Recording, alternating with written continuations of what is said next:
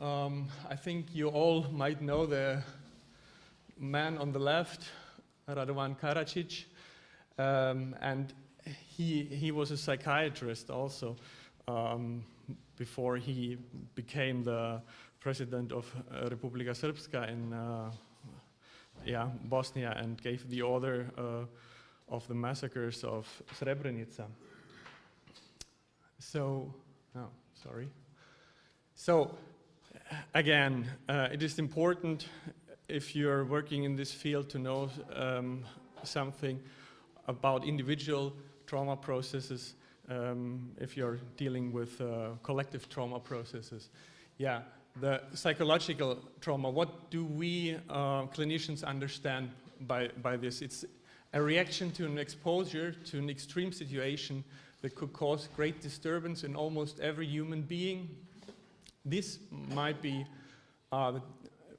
being there when a person dies or suicides himself, being yourself in a life-threatening or a situation that's perceived as a serious and existential threat to your physical, mental, or sexual integrity, and or of another person involved. There, the basic needs of safety and security, they are shaken to the core. We know, many different trauma situations, and epidemiology has also found out that the percentage of people that suffer from post-traumatic stress after such a situation or develop post-traumatic symptoms is not the same in all the traumas. What makes a trauma more dangerous to develop, especially post-traumatic stress disorder, are man-made traumas and are repeated traumas. So here you can see like a singular event that is accidental, like a traffic accident. It has about 40% of the people who experience such a situation will have to or will develop symptoms of post-traumatic stress.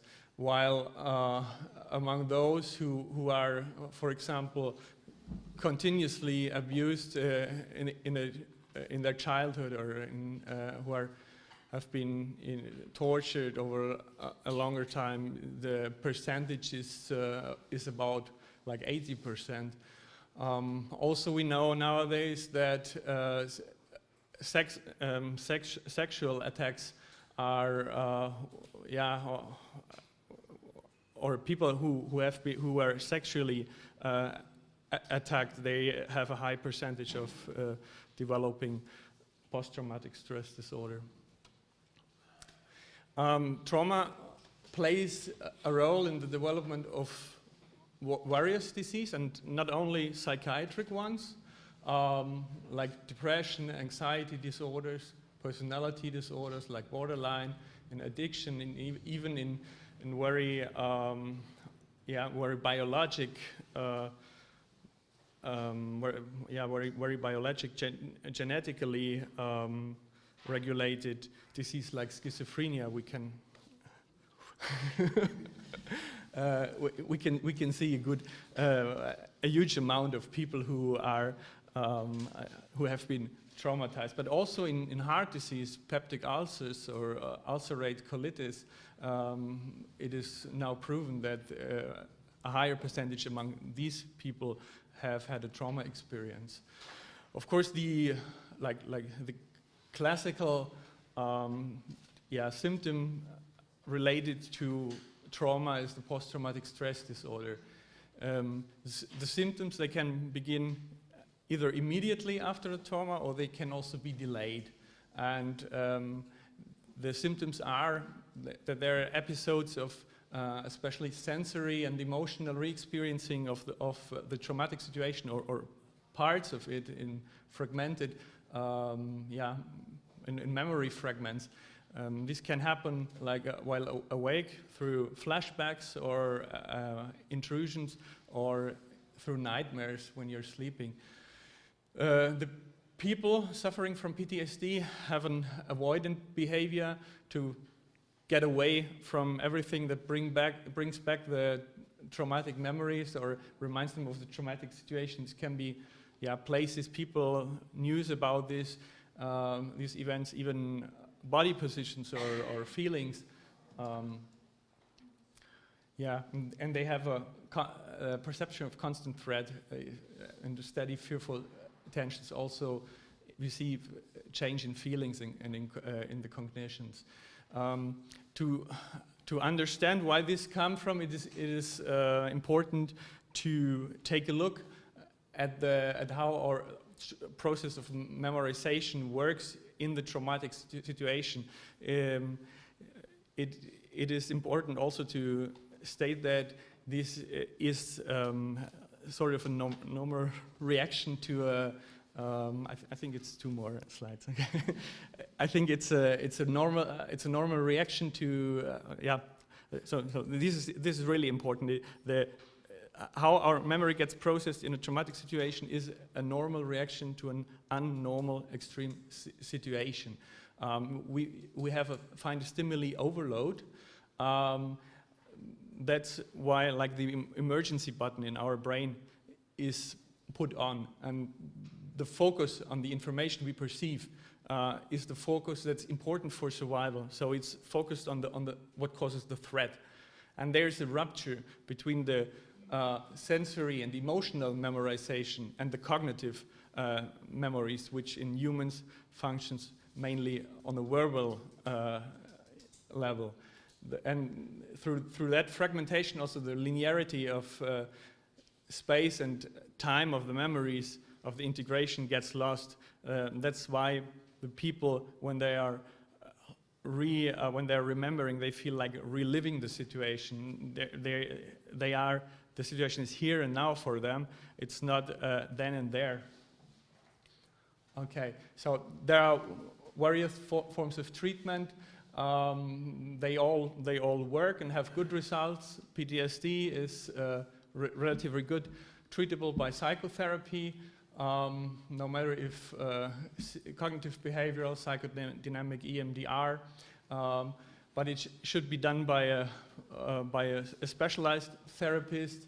The 3 important steps are that you build a trustful therapeutic relationship and stabilize the patient first.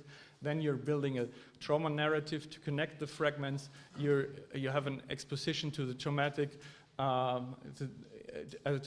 traumatic memories, not to the traumatic situation as put here, to the memories of the traumatic situation, and you find an integration of the memories, work on the trauma conditions and emotions.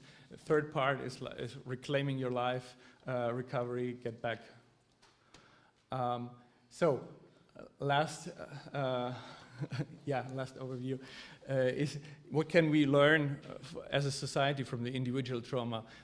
It's important to make it easy for people who are suffering from post-traumatic stress to get a good specialized therapy easily and fast. The psychiatrists and psychotherapists who are engaged in politics, they should rather focus on providing, on meeting these needs on a structural level than putting a diagnosis on society as a whole or on social processes. The culture of memory or the historical memory should leave enough room for individual stories, and in post-war societies, the individual, it's also important that the individual guilt is in a fair way explored and also legally punished, because a trauma victim can only learn to feel safe if he really is safe, if he doesn't has to cope with the offender every day. But the generalization of this guilt onto whole groups of society can be really harmful, and this can only be overcome in what I think by the process of getting to know each other and a certain degree of forgiveness. So that's really my last slide. It's photos from the first meeting of Boy Scouts in Kosovo, of Boy Scouts from the Serbian part and the Albanian part, which I had the pleasure to attend, and it was really peaceful, although there were the American soldiers, as you see, watching, protecting everything. But the kids had a lot of fun, and yeah, there were no problems. Thank you. Thanks very much.